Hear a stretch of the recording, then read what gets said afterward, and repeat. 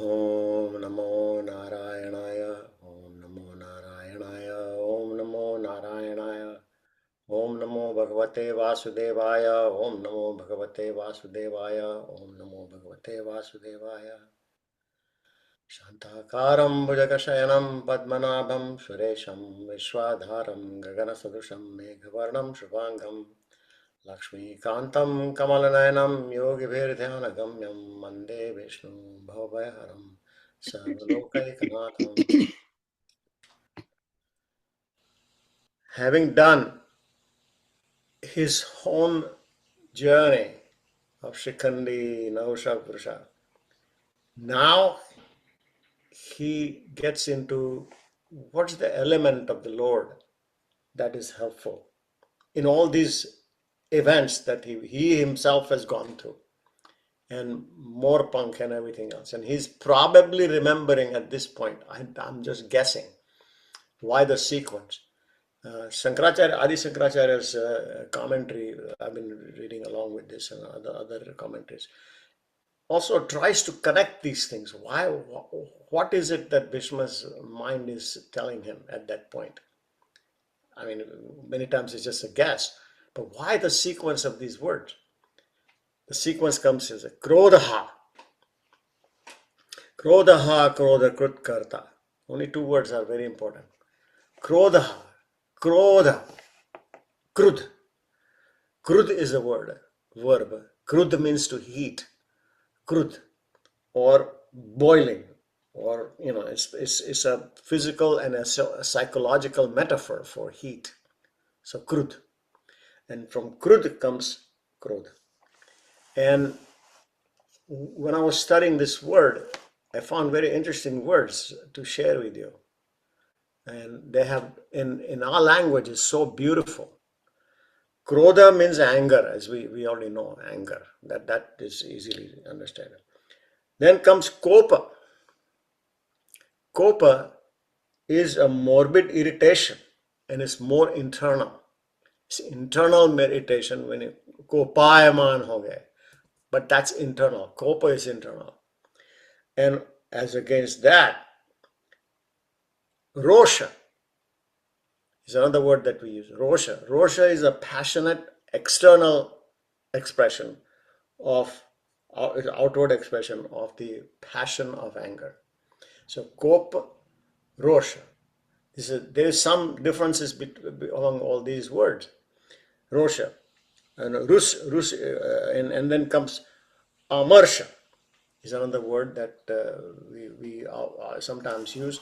Amarsha means impatience.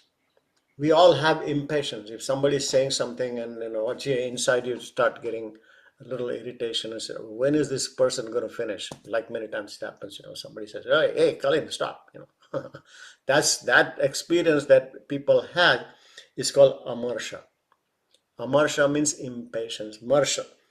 And mrsha means to touch or handle, to ponder. It touches you. When somebody touches you too much, you start getting shaken up, and patience is lost. So amarsha, therefore, is intense. On the other side is the opposite of vimarsha. We know about the vimarsha. V is opposite, intense. Opposite means extra, examining, turning over in your mind, examining in your mind. Marsha is again, is touching it or handling it or pondering, as I said. And amarsha means not able to touch or handle or touch or even think about it. So amarsha. And vimarsha means intense thinking about it and things. So these words are very essential, because he says krodha ha, krodh ka nashak hai. Ha means nashak. Punch person हर लेता है. सब क्रोध की समाप्ति करने वाला जो है, even though he's so much, he's remembering the Virat Swarup at that point. We talked about that a little bit. Even though that is, he looks anger, but he destroys that. So krodha, unfortunately, he also adds immediately krodha krut. Krodha krut mane, it creates anger. not only creates anger, Krodha Krut Karta, or doer. He is also the doer of the anger to create करता है और anger express भी करता है. भाई कैसा हो गया ये? Why is this opposite of each other, one after the other? And the explanation, particularly Shankaracharya mentions this very interestingly. It creates anger among pious people, among people who are very, and to destroy the evil, to destroy the negatives. So when we get angry about something, it is something, remember, it is a value, something, not someone. Big difference. Something and someone. So when we get angry, the anger can be focused into the quality of divinity or opposite of it, non-divine, whatever is the negative part of it. So the anger can be focused on that part, element. That's basically what he's pointing out.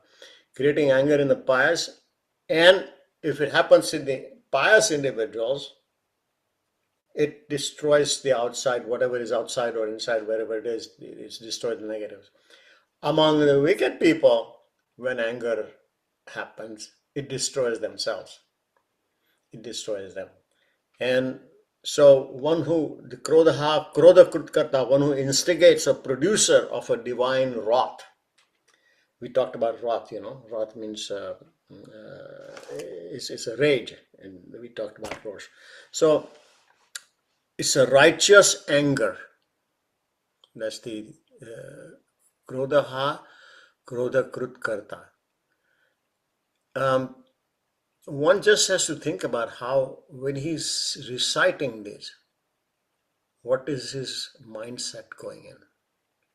What is he thinking about? Why is he? And he's producing all these one words after the other, and they are connected. Only not all of them are connected, but some of them are really connected. And his mind is going all over the place. So yes, these words have meaning, and once I finish this whole shloka, there's a whole sequence of this that makes some sense. Krodha, Krodh Nashak bhi hai. So once we chant any of these Om Namo Narayana, Om Namah Shivaya, whatever, these are Krodha. They will destroy the anger. So chanting mantra will calm us down because of this property of Krodha. But it will create anger, means you are not accepting negatives in the society. If you continue to accept negatives in the society, then you are going against the Vishnu's property of Krodha Krutkarta. Om Purnamada Purnamidam Purnat Purnamachyate Purnasya Purnamadaya Purnameva Vashishate. Om Shanti Shanti Shanti.